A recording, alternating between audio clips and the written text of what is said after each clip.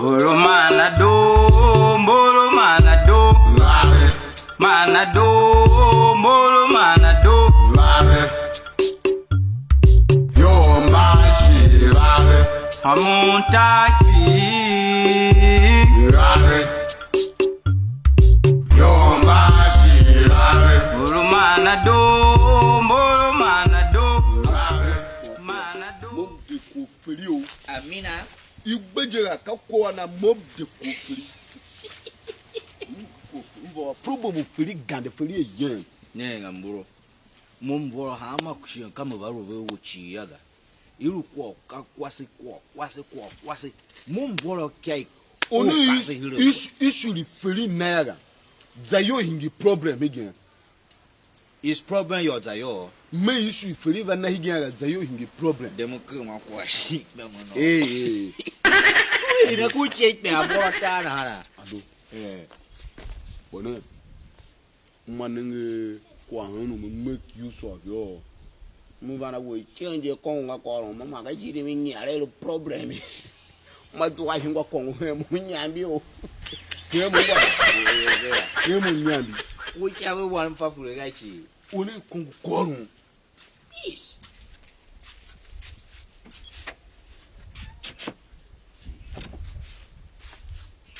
Kukumboro.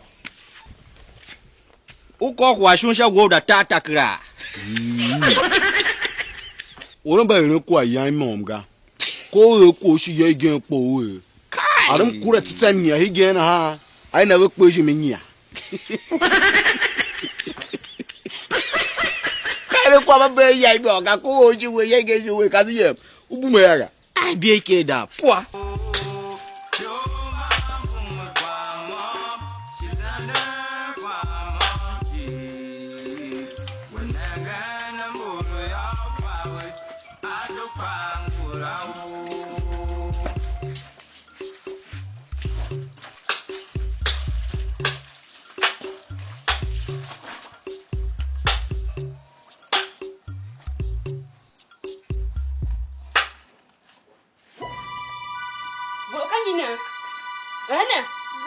Ne ka ko nu kere a sheme tu o esi na agugu wa ma na mo ka o esi mu kere. Wo de ba ha ko ma buma. Wọ́n ká o esi me tu apo. Wo de ba ha je na. Wo ha ma buma. Me ko ká o esi. Aya si unyi. Ka ko do ga, ko de ka ko no ga. Na de ba ha je na ko ma buma. Ko de ka ko no ka. Wọ́n ká ko do ga ko ká o esi. Ka ko na go ni. Me tu me che gure ma na mo. Ma mo ha ma she. Ka ko ku wo uje mu da ta ku go ne ga. Eh. Wọ́n ká o esi. Go sa andi go ani mu ne. Ka ka we ko Ma go ha adi na ge. Go adi gem da ye ku gura mo. Tire o. Ko de ka ko no pa. Ko ne. Ko de ka ko no pa. Wọ́n ká o esi. Wo de to bu ga ma fu mo buma na. Wọ́n ká o esi jene. Ká o esi. Mo jen da ga ku gura mo ne mo jen da ga ku gura mo. Nega. Jemani da ya ku gura mo ne. I swear. Agune fu e back. Na je si wa we kan yi kwala. Wọ́n ká o esi paga. Ngo pa to bu na gu na igega. O si no pa to bu na gu na igega chuga. Su mu kibi wa ka o esi.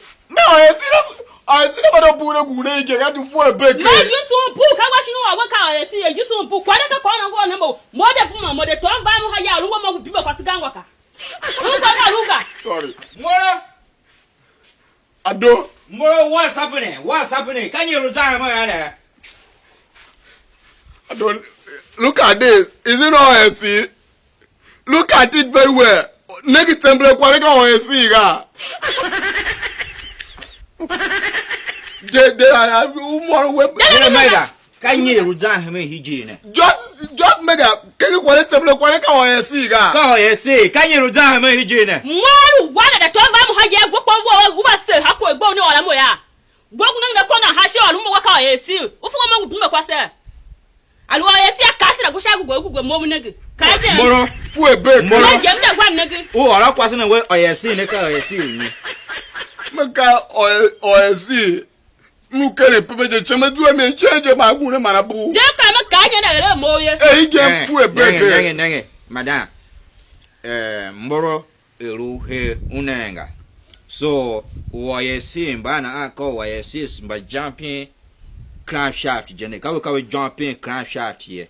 Na kera ke on hajabe. Iko unere waka mo gune. Ko do paka oyesuru ubuna gugwa miega.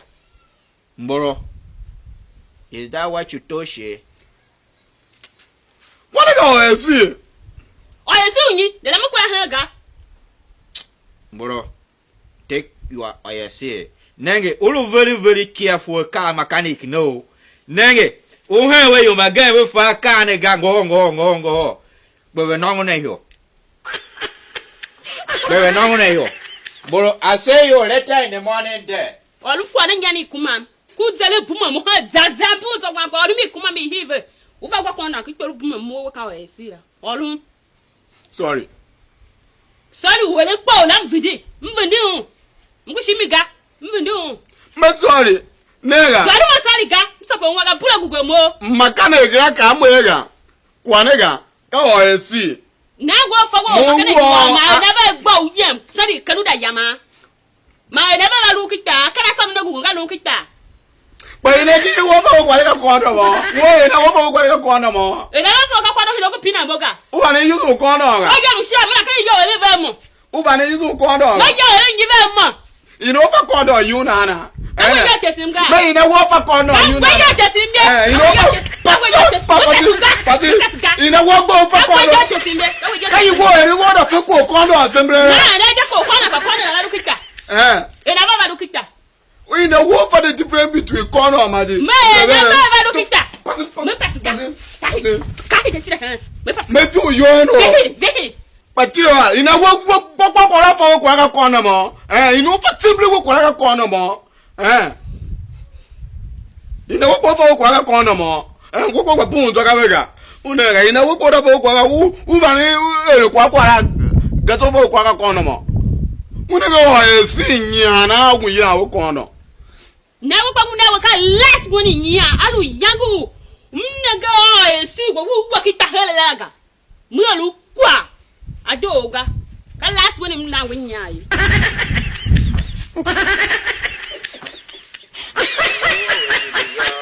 Mboro mana do.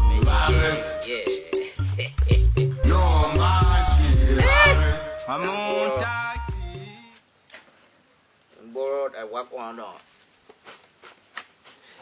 My free yarupa. Ile na hango. Chinga na da tuang ngura ba mi ngo. Da do kondo e wonika. Aye si. Wa kwasi tikefa. Wa kwasi tikefa aye si ru kondo mo. Yakasuwa wegidia. Wazu we don yo la mani deli Moro. Wọ́n kọ́ sílẹ̀ àròrí gan o. Orí nẹ́ẹ̀gà. Wọ́n wò bókí wọn àmú ọ̀run wò kú àṣà. Ṣé ìgbọ́ mú ọ̀run wò ẹgbẹ́ ta ayọ̀ wọn la. Fi hi vini ni kondo ahungu mungu kitbaga sasa. Mfa gampe yi kondo ahungu mungu. Kai. Nẹ́ẹ̀gì yange uru e fèrè. One day you so in problem again. Oh, Fèrè yange do kọ́ndọ̀ kíkpẹ́ àbá ọ̀rọ̀ wo ewo òhùngò kí a kíkpẹ́. Uda moto. Bo me we me kasin ba yang ne bume. Uwe we bume. Uda hungu kono ki to ngu walo na wa kwasira we ka oyesi. one tiri ko kono ne yenyo kregara. Mra yo wa kwa ngura ka we ya hours kwa ngwa ka duwe gbero ye me kamaro ro. Mra fa wa kwa ngura e. Mbe na yin village ye. Mfa me go won ko za ka ba ko kondo on ba mo. What are you not saying? Why you guys ma we fo ato kondo te ke po kala ta. We yo fa cho ira mo kono po so ta na. Kono yenyo kregara. Look at this criminal in what? Young myon de nenge wega. Nenge mza ikesi ram fa cho ram nga chu wa ko sun wura fa ko ru kondo ri we ka yo si jega when not at all wo was it rago. Mopa ma ba hingre oru. Wure ye hiji ram do ikesi ra vin ka shai. Kokodo ye nyo krega. Mburu nenga yenda ide furi but you go here will manage kwasi wo hwa yaga ide furi wa say shango ne o e ka zo hwa no Kai. o le ka zo hwa Ado. mburu Ka kwa moyo ya mfamega. Mba yengim ya mas jena. Adu mfamega wo mbena. Onu wa ko ko kene mo manga inyaga o. atonya Onu wa ko manga inyaga o. ayo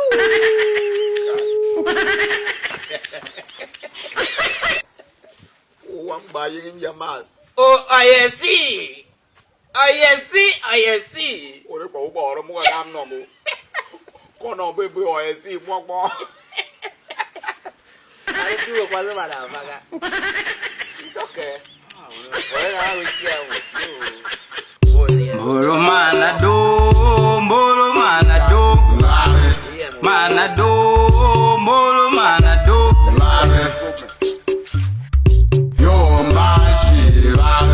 Homun Tiv